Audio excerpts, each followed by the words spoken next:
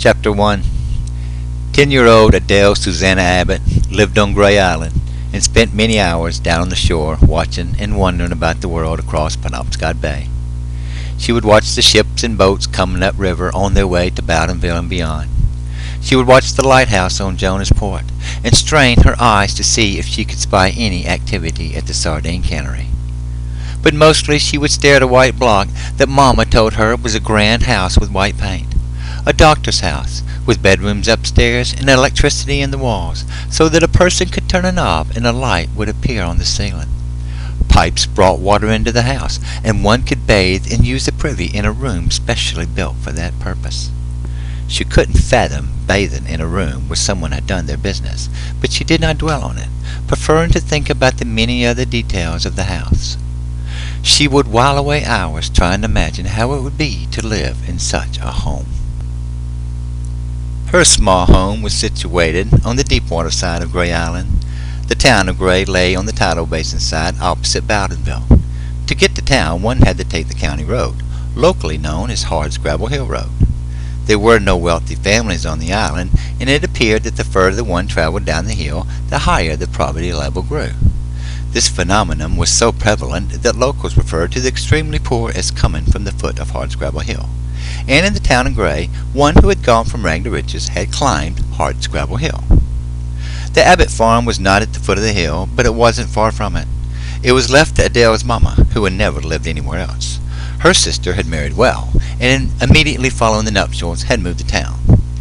Adele's papa had not only come from the foot of the hill, but from the very tip of the toe. And when he married Adele's mama, he had climbed as far up as he would ever make it. His wife lived in constant fear that he would one day drag her and their daughter back to the bottom. Adele would come to the shore to escape the angry discussions between her mama and papa. One day Papa found her there, as he was also seeking to escape, and asked her what she was staring at. "See that white spot, Papa? It's a grand house with white paint and many rooms. One room just for bathing." She left out the other thing. "Someday I shall live in a house like that." Her father struck her on the side of the head with his open hand.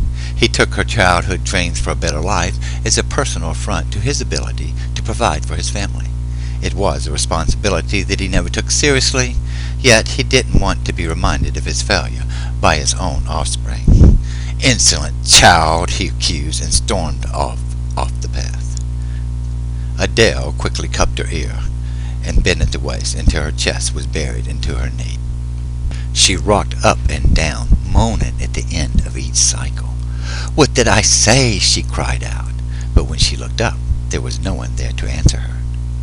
In the weeks that followed, Adele found more and more occasion to follow the path, now covered in snow, to the shore.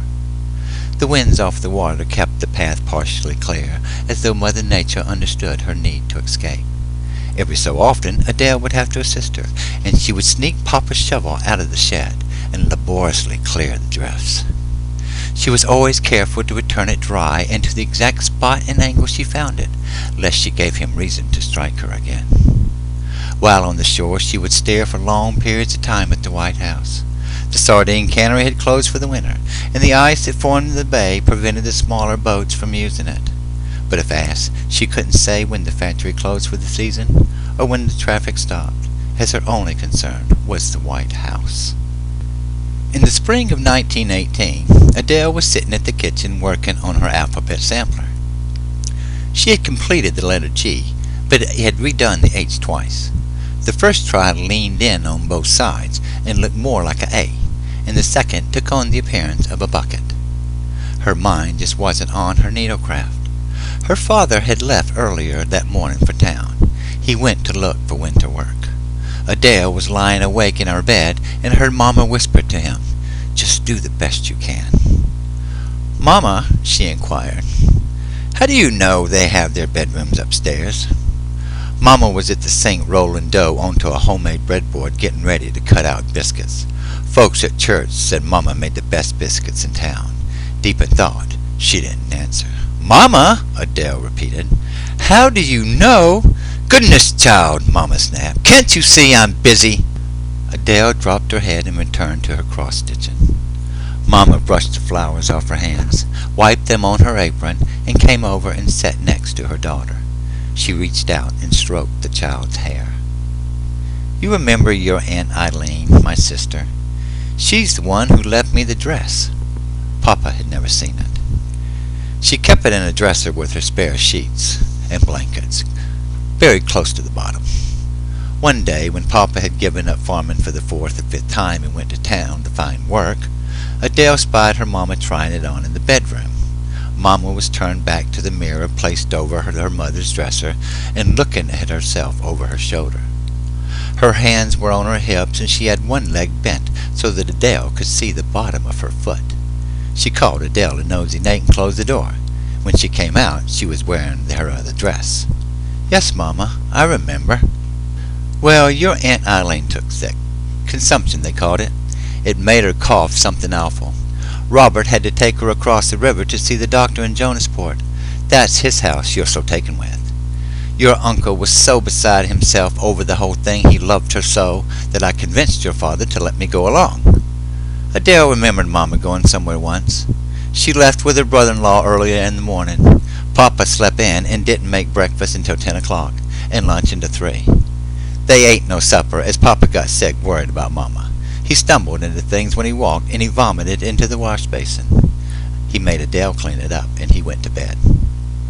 We had to take the ferry across the river. 10 cents for each person. 10 cents? 10 cents.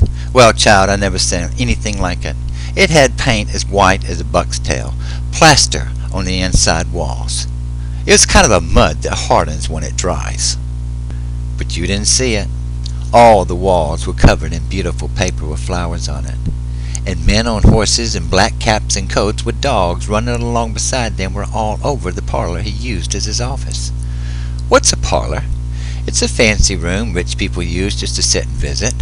Just to sit in? Child, do you want me to tell this or not? Yes, Mama, Adele pleaded. Well, hold your tongue then. Your Aunt Eileen was coughing up and spitting up to beat the band, and Dr. Pritchard took her to upstairs to a bedroom. Cherubs, little baby angels, were all over the walls, and the blessed Jesus hung at the head of the bed, just like down at the church, but smaller. So Dr. Pritchard says to your Uncle Robert that she'd have to stay there a while. He felt she was too sick to make the trip down to the county hospital. Well, your Uncle Robert agreed, 'cause he was awful worried about her. As we were getting ready to go, I says to him to ask about the location of the privy, it being such a long trip back. Adele heard this part many times before, but never tired of it. Well, you know what? Dr. Pritchard's wife, who seemed to me to be lacking in the Christian charity you would expect in a doctor's wife, opens the door to a room and directs me into it. "Be careful," she says, like I'm going to break something. Well, this room had a wash tub big enough for me and you both, and it was sitting off the floor on eagle's claws. Brass ones, not real ones. Next to it was a wash basin with a spigot on it to fill the pipes from in the wall. And next to that was a commode. "Pull that chain when you're done," she says to me, and leaves me there to do my business. Now you know your Mama ain't a one to be afraid of trying new things, so I set myself right down and I did my business. And when I was done, I pulled that chain, and water came down from a pipe attached to the commode from a big square bucket above it, and washed my waist right out of there. I had no idea where. But on the way back, your Uncle Robert tells me that that commode is connected to another pipe that sent that stuff out to a stream out back and all the way to the Penobscot Bay. Mama got up and looked to heaven.